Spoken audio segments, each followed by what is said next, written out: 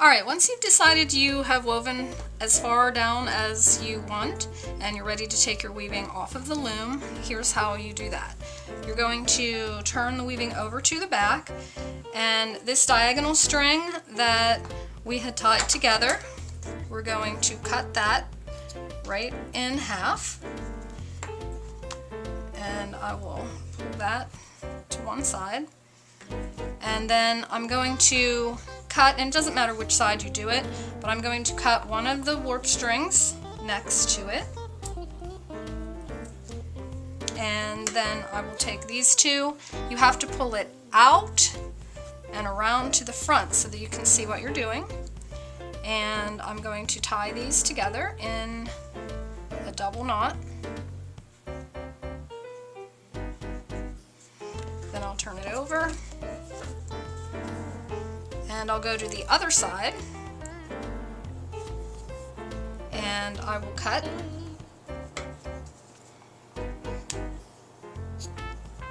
so that I have something to tie to this.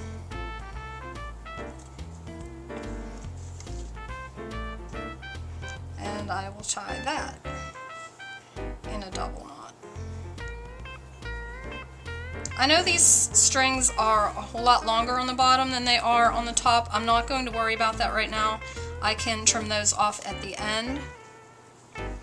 But you're going to continue and flip this around, and you always need a string to tie to the one next to it that's already cut.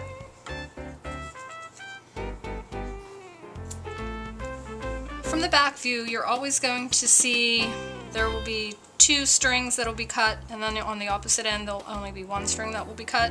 So you want to take the side that has the two strings that are cut and pull those around to the front and tie in a double knot.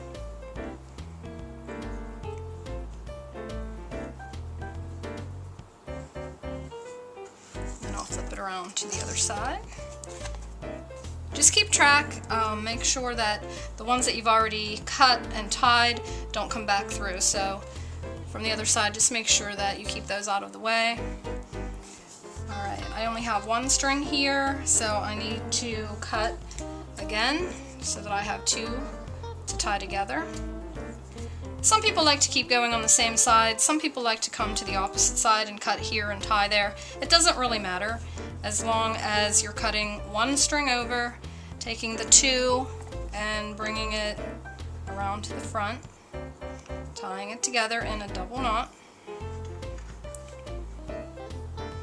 If you've added fringe or raya, just keep it up out of the way. You can just flip it up like that until you're done. Flip it back over.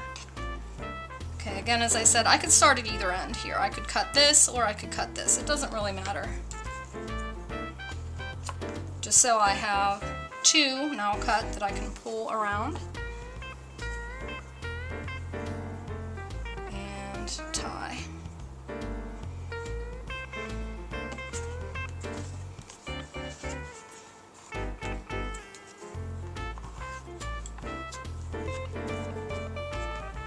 Always make sure you flip it around so that you don't accidentally tie it around the notch and then it'll be tied to your loom and you won't be able to take it off, or if you do take it off, you'll have these big gaps. So always be sure to turn it over. Take it out of the notch. Out of the notch before you tie it.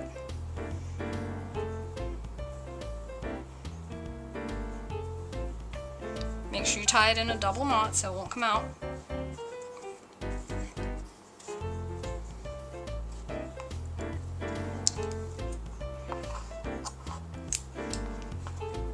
Now you might be wondering, why don't you just cut all of them at one time and then flip it over and tie them all together? If you're experienced, you could do that, but I wouldn't suggest that you do it, because without having your warp strings tied together, your weaving could just fall apart. And I've had a lot of students get in a hurry and try to do that, and their weaving just completely fell apart. or we run out of time in class and they have to continue it in the next class, and in the meantime you're risking having your weaving fall apart. So I would definitely suggest that you not do it that way. Okay, sometimes you have to look at the front. This came back through to the other side, but if you look in the front, you can tell this has already been tied. This one hasn't been tied yet. So that may happen to you where you can't figure out which one you need to tie. So just flip it around to the front and look for the knots, and look for one that has not been tied yet, and that's the one that you want to use. So I'll flip these out of the way.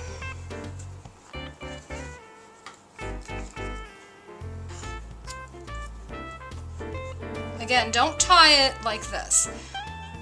Don't tie it on the back, because as you can see, what I'm actually doing is I'm just tying it to the end of my loom, and I don't want to do that. It'll still be stuck to the loom. I need to make sure that I turn it over so that my knot is right next to my weaving and not still on the notch.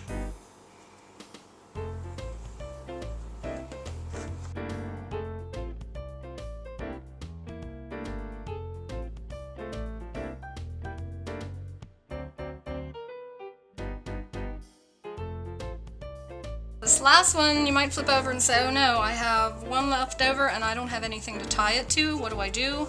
Not a big problem. I'm just going to take one of the strings next to it and I'm going to tie it to one of those. So it doesn't matter which side. I'll just take one of the other strings that I already tied, because you want every string tied to something. So I'll just tie, so this one has 3 tied together instead of just 2. And I'm going to pull all these down now so that I can double check to make sure that I didn't forget to tie something. Especially if you put it away for a while and you came back to it, you want to make sure that every string is knotted and every string is tied to one next to it. I'm going to check this side. And here I can see right here is one that isn't tied to anything, so I have to tie that to one of the ones next to it. So again, I'm going to have 3 that are tied together, and everything else is tied to something. So I'm all finished with that. Now I don't really want these strings this long at the bottom, so I can just cut them off evenly.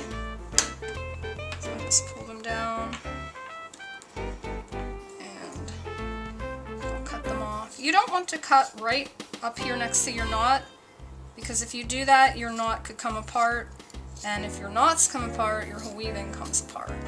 So I would suggest you just leave this as fringe